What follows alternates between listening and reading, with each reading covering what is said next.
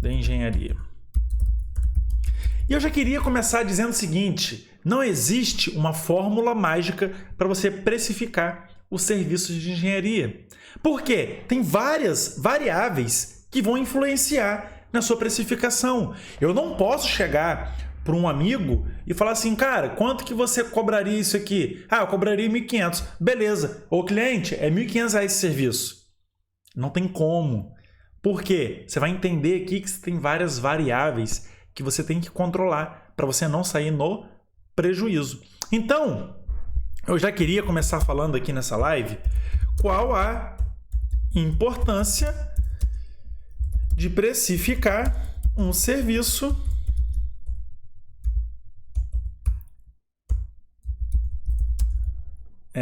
de engenharia corretamente.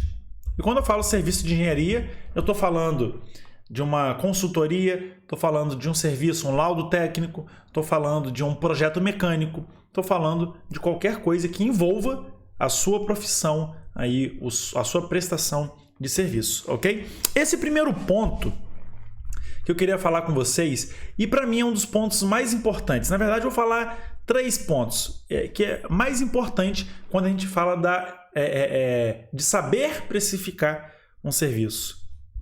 É você não sair no prejuízo. Concorda comigo? Se você... Eu vou colocar aqui como ponto. Se você está realizando um serviço de engenharia, o seu intuito é pelo menos ter um lucro. Você não quer realizar serviço de engenharia para sair no prejuízo. Por exemplo, o que é sair no prejuízo? É você precificar um serviço no valor de R$300 e o seu custo fixo, que é o custo fixo, estou nem colocando ali a sua porcentagem de ganho. O seu custo fixo foi de R$800. Você ficou num prejuízo de R$500. Continha de padaria, né? Esse prejuízo aqui é porque você previamente não precificou o seu serviço da forma correta. Você não levou em consideração o que deveria levar para pelo menos cobrar, nesse caso aqui, R$800. Alan, por que pelo menos 800? Porque custo fixo. Se você colocou seu custo fixo, que eu vou falar mais para frente, R$800, não faz sentido você cobrar 300. Tem que cobrar 1.200, 1.500, 1.600. Entende? Então, o primeiro ponto que eu queria abordar com vocês é para você não sair no prejuízo. Segundo ponto que eu queria aqui mencionar com vocês é para você colocar aqui como ponto, não perder o cliente. Alan, como assim não perder o cliente? Pois é, vamos lá, você vai fazer uma precificação. Se você coloca muito acima do valor de mercado ou do que ele já tem como parâmetro, o cliente não vai fechar com você, a não ser que você já seja um engenheiro anticrise, já está se preparando para se posicionar de tal forma que o cliente ele não olha pelo valor do serviço, ele olha pelo quanto você pode ajudar ele e na qualidade do seu serviço. Essa mentalidade do que a gente fala de engenheiro anticrise. Tá? Então, outro ponto é você não perder o cliente. Logo, quando você não perde o cliente, você consegue fechar mais serviços, né, de engenharia. E aí, esses pontos aqui para mim é muito importante para você não sair no prejuízo, tá?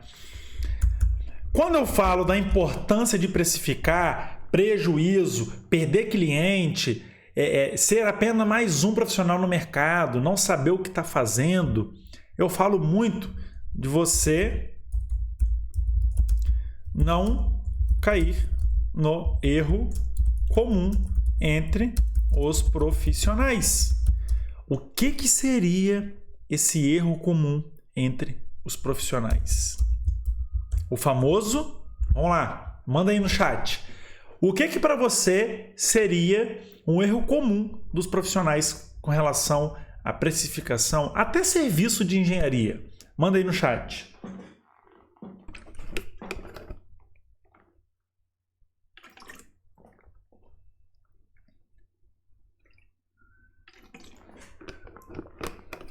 Pois é, quando a galera está respondendo aí no chat, o principal que você não deve cair, o principal erro é achismo.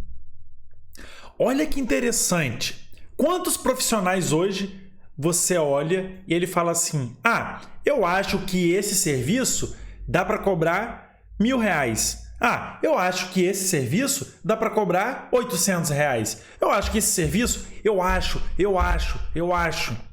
Não é esse pensamento que você, profissional, que quer se destacar no mercado, quer fugir da concorrência, quer ser reconhecido, ou seja, que você quer se tornar um anticrise, você não pode ter esse pensamento. Você tem que ter o pensamento de quê? Um pensamento assertivo. Um pensamento que você vai olhar para aquele tipo de problema e você vai saber o passo a passo para resolver o problema.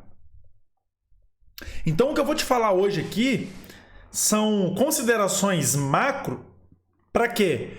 Para você não cair no achismo. Ah, Alan, mas eu tô na correria. Isso aqui acontece muito, né? O achismo. Eu tô na correria do dia a dia. Eu já fiz algo parecido com isso. Eu vou cobrar aqui R$2.000. Porque eu não vou ter tempo para fazer o que você vai falar. Beleza. Você pode ganhar dinheiro com isso. Você pode ficar ali no ponto de equilíbrio, tá? Ou você poderia ganhar muito mais. Pode ficar no prejuízo. Então, você tem duas situações do achismo. Várias situações. A primeira, ficar no prejuízo. O achismo te proporciona isso. A segunda, ficar no ponto de equilíbrio.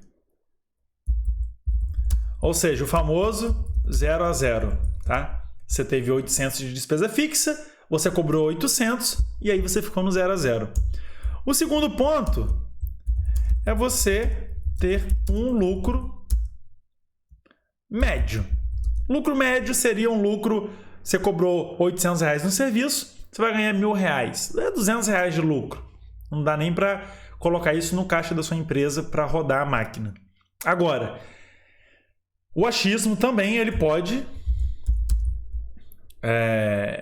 fazer você ganhar muito dinheiro. Olha agora o tanto de variável, o tanto de alvo que você está mirando quando você pensa mais no achismo.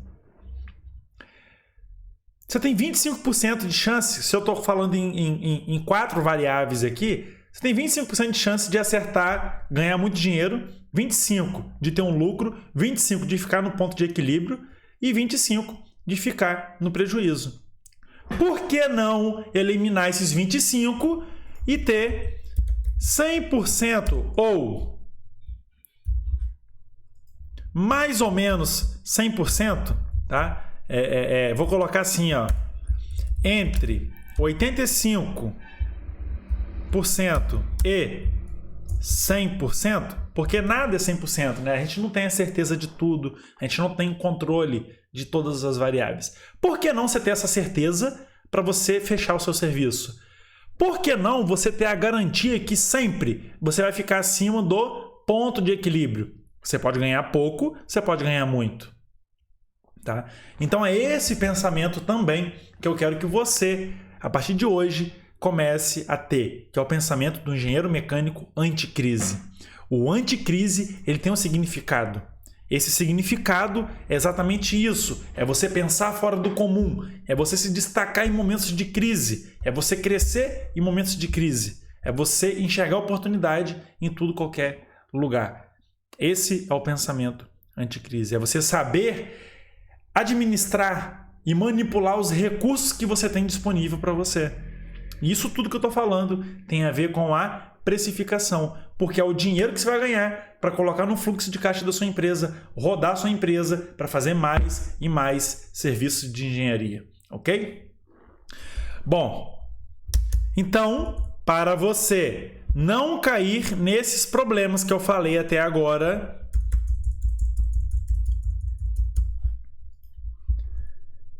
considerações iniciais antes de realizar qualquer precificação, tá? Tem algumas considerações que eu quero trazer para vocês que eu faço e o que eu recomendo você realizar também. Considerações que quando chega uma demanda do cliente, a primeira coisa não é você passar o preço para ele. E você tem duas situações. Pode ser por WhatsApp, por exemplo, ou pessoalmente. A tendência é você ser reativo no sentido de querer passar o preço. E você não deve fazer isso. Uma ótima saída é você falar que você vai fazer o orçamento e vai passar para ele. Por quê? Porque tem momentos que às vezes você não conhece a fundo aquilo ali. Às vezes você nunca trabalhou com aquilo. Como que você vai precificar algo que você nunca trabalhou? Então você tem que dar um gap aí de 3, 4 dias.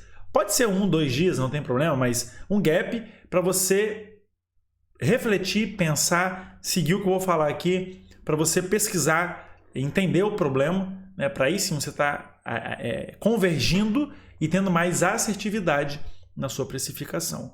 E aí quando eu falo isso, o primeiro ponto que eu queria abordar com vocês é tipo de serviço que você vai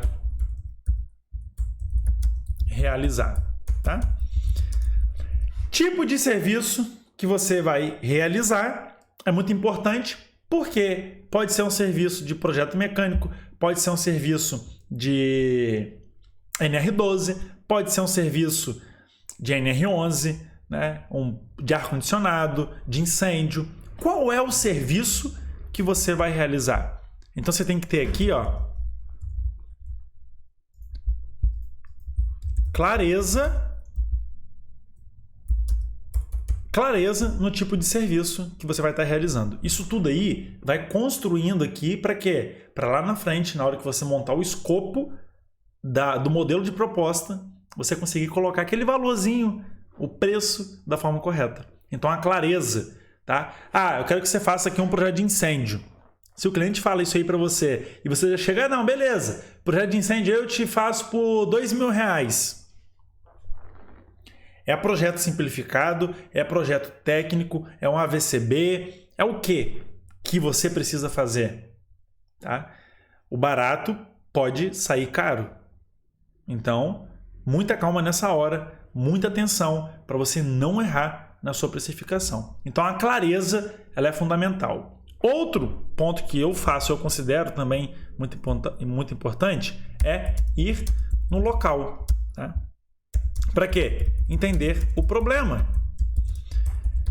Eu já tive problemas com isso, quando você evita ir no local. Então, sempre que você for realizar uma precificação e sempre que for possível, vá no local. Vai no local, olha o ambiente, olha o tipo de equipamento, olha a complexidade, olha a política da empresa, por exemplo, a burocracia para você estar indo até a empresa, a burocracia para você ter acesso às informações, a burocracia para você conseguir mexer nos equipamentos, verificar os equipamentos. É muito importante você ir no local, porque isso tudo vai convergir para te ajudar na complexidade do problema.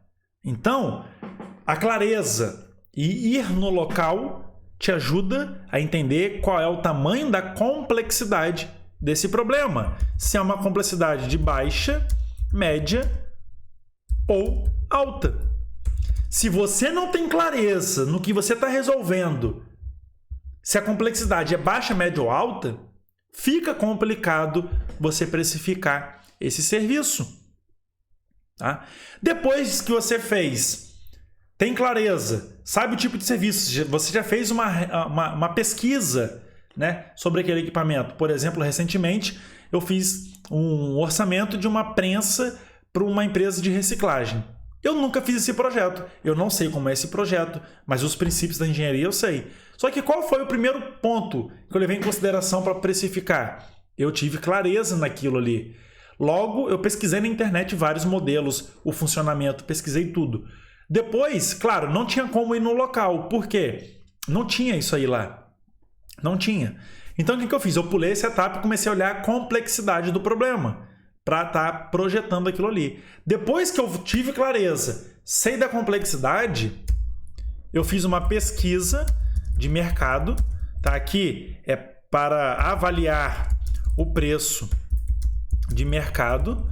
E aí sim, você vai fazer o escopo da proposta. O escopo da proposta, foca nisso aqui agora. O escopo da proposta é para quê? Vamos lá. É para trazer clareza para o cliente. Não sei se você sabe, mas às vezes o cliente ele chega com uma demanda para você, uma demanda que nem ele sabe o que tem que ser feito. Ele só chega porque às vezes o Ministério do Trabalho passou para ele, às vezes o Corpo de Bombeiros passou para ele, às vezes algum órgão fiscalizador passou para ele. Ele não tem noção do tamanho e complexidade e do que precisa ser feito para resolver esse problema. E se ele chega com uma demanda, às vezes essa demanda pode ser em uma linha, como a adequação de NR12. Às vezes o cliente não sabe o processo para adequação de NR12. E aí está o seu papel de pegar o escopo, o modelo da proposta e você colocar isso em tópicos para quê? Para trazer clareza para a sua precificação. Então, trazer clareza, justificar o preço dessa proposta, tá? Justificar o preço, logo te ajudar a fechar o negócio. Além disso, o escopo te ajuda no alinhamento de expectativa com o cliente. Se você não faz um escopo claro e objetivo, você não tem um alinhamento de expectativa. Quando você não tem um alinhamento de expectativa, você pode tomar prejuízo. Porque às vezes o cliente acha que está tudo incluso no seu serviço. Então o escopo é mais uma forma de fortalecer o contrato que você está fechando para falar, olha, o que você tem de demanda é isso. O que eu vou te entregar é isso aqui. Beleza, cliente? Você está de acordo com esse escopo? Estou de acordo. Qualquer divergência nas informações, opa, cliente, lembra lá do escopo que eu te mandei? Dá uma olhadinha lá. Esse tipo de serviço a gente não está contemplado no escopo. Mas tá tudo bem, se você quiser que a gente realize, eu posso fazer um novo orçamento aqui, incluindo esse preço aqui para você. Tá tudo ok? Porque dessa forma você não sai no prejuízo, ok? Então, o tipo de serviço que você vai realizar é muito importante. Outro ponto importante é tipo de empresa. O tipo de empresa, ele vai te ajudar a quê? Ele vai te ajudar a entender se é uma empresa pequena que tem 500 metros quadrados, é diferente de uma multinacional que tem 3 galpões, 30 mil metros quadrados. O valor agregado daquele serviço é diferente. Então, você tem que tomar muito cuidado com o tipo de empresa. Se você vai precificar para uma multinacional, o seu posicionamento, a sua precificação tem que ser diferente. Tá?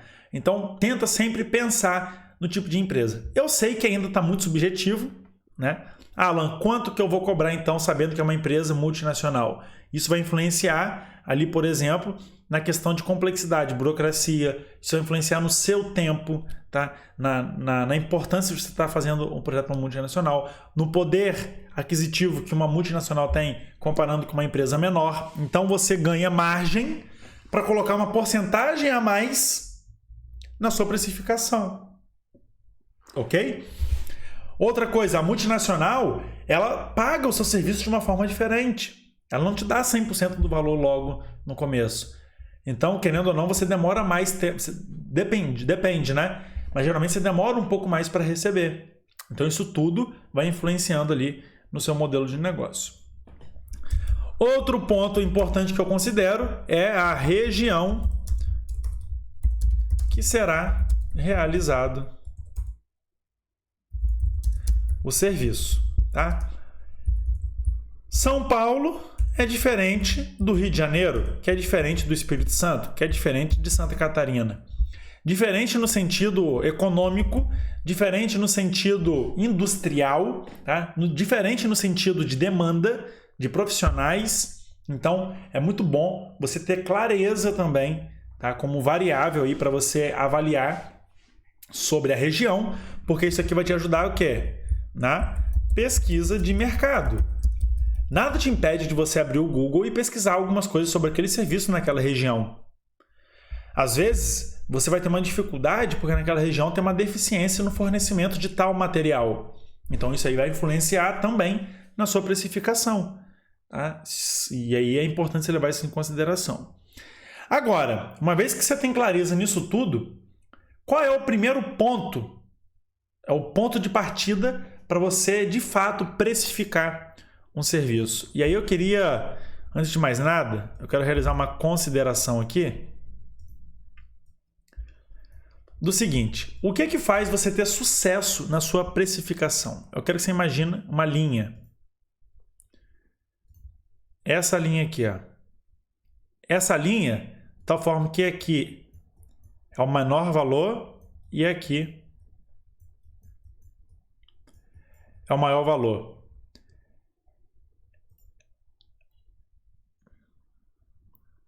Linha vermelha.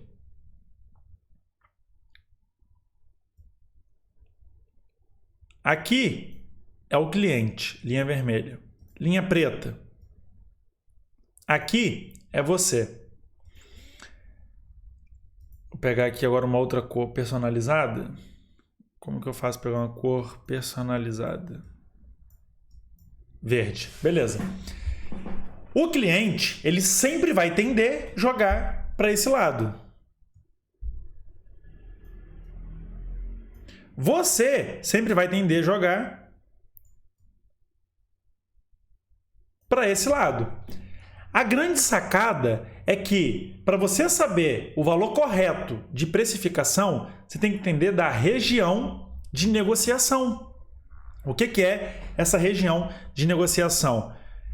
A linha na vertical que vai unir o seu valor mínimo com... aqui é o valor máximo, desculpa, aqui é o ponto do cliente, aqui é o seu valor mínimo, tá? Aqui é o valor máximo que o cliente está disposto a pagar. Essa região aqui, ó, é uma região de negociação, ou seja, qualquer valor desse ponto para cá, o cliente não paga. Qualquer valor desse ponto para cá, você não aceita o serviço. Ou seja, quando você sabe o seu ponto mínimo e o ponto máximo do cliente, qualquer valor aqui dentro, você consegue negociar. E aí, esse ponto mínimo, como que você faz para descobrir esse ponto mínimo? Sabendo pelo menos o seu custo fixo. Porque abaixo desse valor aqui você pode tomar prejuízo. Como que você faz para saber o ponto máximo do cliente? Aí está a grande sacada. Não tem como, às vezes, você saber o ponto máximo do cliente. Às vezes, é fazendo algumas perguntas, como, cara, quanto que você já pagou para fazer esse tipo de serviço?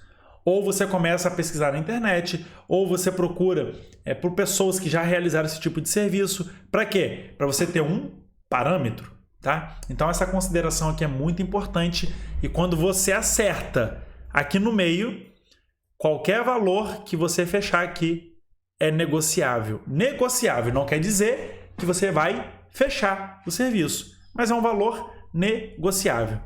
Então eu quero começar falando sobre custo fixo. Tudo a partir do seu custo fixo. Alan, o que é o custo fixo? Custo fixo, por exemplo, vamos lá. seu deslocamento. Deslocamento como? Eu tenho que a empresa fazer uma visita em campo. E aí, essa visita em campo, por exemplo, vamos supor, a empresa ela está a 50 km do lugar, da região que eu estou. 50 km. Bom, eu tenho um carro que ele faz 10 por litro. Então, 10, eu vou gastar 5 litros para ir, 5 litros para voltar. Então, só nessa brincadeira aí, eu vou gastar 10 litros. O litro está R$6 arredondando, né? Então, eu vou gastar R$60 de gasolina, por exemplo. Então, aqui, ó, custo de deslocamento, R$60 de gasolina. Beleza. E aí, o que acontece?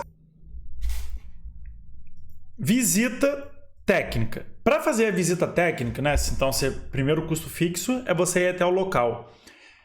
Eu sempre gosto de fazer uma primeira visita técnica, tá? Para conhecer, como eu falei para vocês aqui, ó, ir no local. Essa ida ao local eu não cobro nada. Por quê? É para você conhecer e tentar precificar da melhor forma. Então aqui você tem 2 tipos de visita. Visita 1, não cobro nada, que é a visita para conhecer. Visita 2, aí sim eu já cobro, tá? A hora em campo.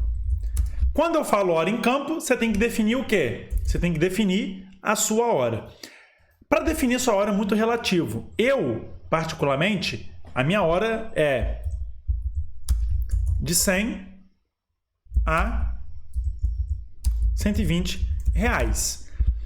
Eu cobro isso aqui, dependendo da empresa, se for uma empresa pequena, enfim, dependendo da empresa, eu posso chegar aqui a 70 reais a hora. Só que você não tem que tomar isso como um parâmetro para você, tá? Porque depende de como que é o seu posicionamento, de como que as empresas te olham, da demanda de serviço, do que você já fez. Então, se eu fosse dar uma dica para vocês, você pode começar aí entre 60 e 70 reais. Vamos supor.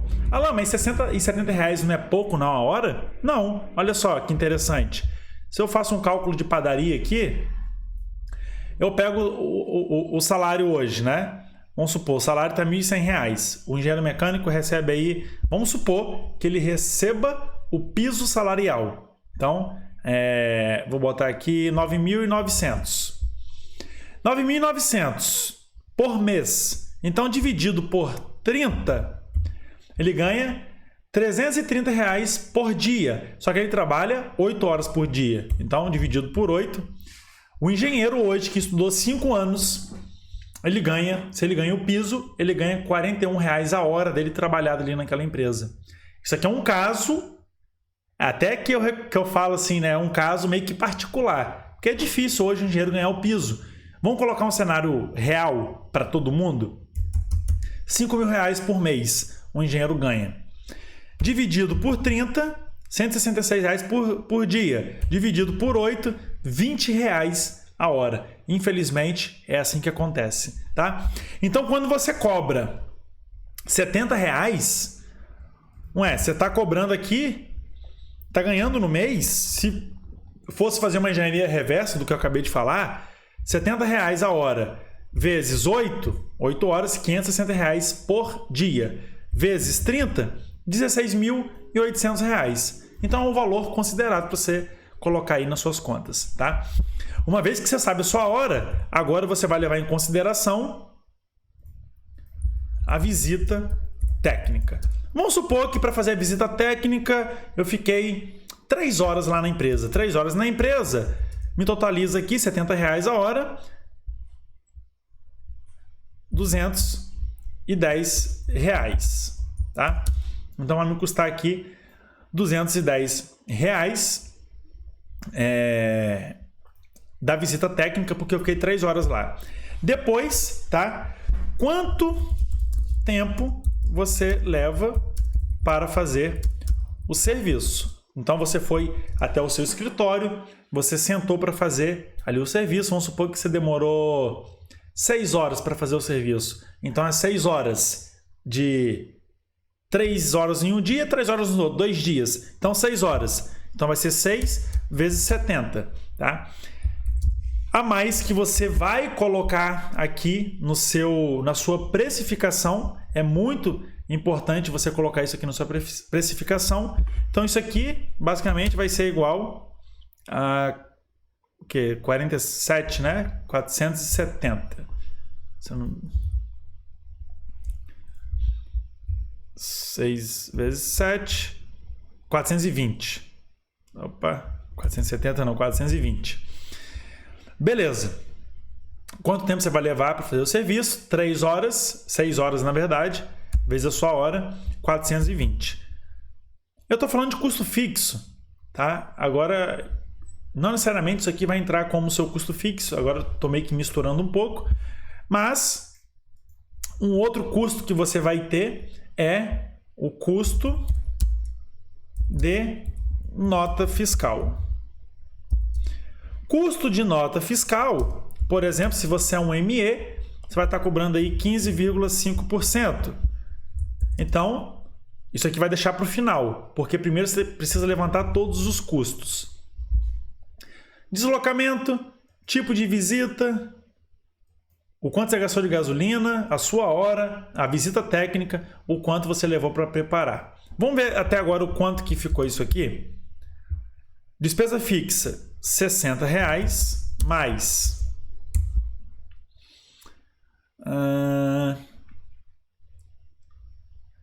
vou botar aqui mais R$100 de alguma despesa qualquer que tenha. Então vamos supor que sua despesa fixa deu R$160. R$160. Então entra naquele sistema que eu falei com vocês, menos de R$160 você não pode cobrar, considerando despesa fixa.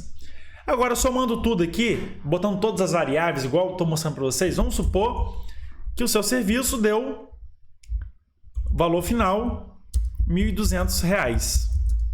Bacana! Eu levei em consideração 3 horas, eu coloquei mais 2 horas de segurança, então não é 6, é 8 horas, a minha hora está R$70.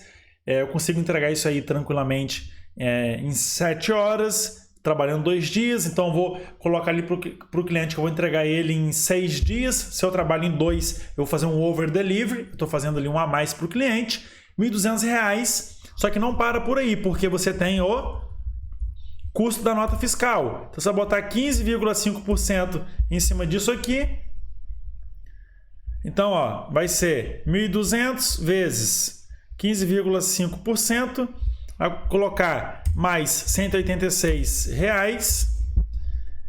E aí o cliente, sempre é bom você deixar uma margem de 5 a 10%. 10% de quê? De desconto. Então você coloca isso aqui, vamos supor, 10% de desconto, vai dar mais R$120. Então, o valor final do seu serviço, para você não sair no prejuízo e ter um lucro, tá? Vai ser de 1.200 mais 120 mais 186, que vai dar aqui 200, 306, 1.500. Então aqui o total vai ser 1.506. Arredondando, vou botar R$1.500. R$1.500. Aí tem um porém, tá? Você vai passar para o cliente o valor da nota de um primeiro serviço de 1.200 que você fez. Ué, Alan, mas 1.500 aqui vai ficar diferente. 1.500 vezes 15,5% vai dar R$232. Então aqui vai dar R$232. Isso aqui menos R$232 vai ser 1.500 menos R$232 vai dar R$1.268. Esses R$232 você pode diluir ele em algum fator de segurança que você vai colocar aqui nas suas despesas, tá? Para quê? Para você ter isso aqui no final como lucro do serviço. Agora vamos supor, R$ 1.500 foi o que você passou para o cliente. Ele fechou o serviço com você. Daqui, sua despesa fixa, ela vai ficar R$ 300. Então, vai sobrar aqui para você R$ 1.200 de lucro, tá? Que você vai distribuir esse lucro aqui para o caixa da sua empresa e para o seu bolso como prolabore, que é o salário do sócio.